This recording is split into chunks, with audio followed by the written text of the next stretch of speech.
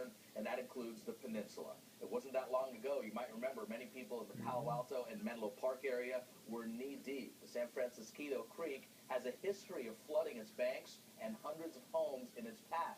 Residents are once again concerned. Here's NBC Bay Area Stephanie Trong.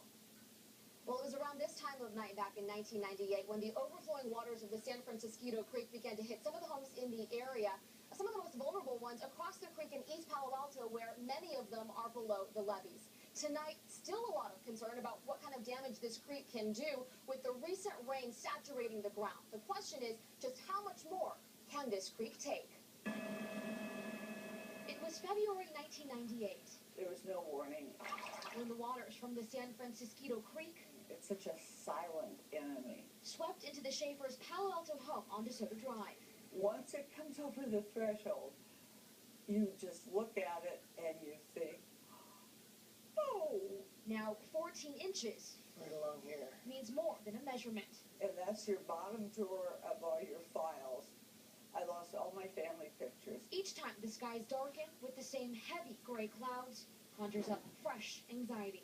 It's very unsettling. The San Francisquito Creek Joint Powers Authority was created in 1999.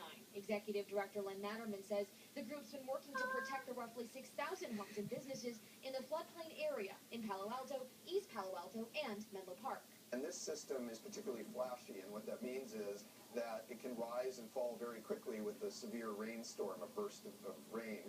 And that's what we saw in '98, and we're very concerned it can happen again. Next month, the authority is set to produce environmental reviews about the Pope Chaucer Street Bridge, the choke point that sent water into many homes. That bridge should have been replaced 30 years ago.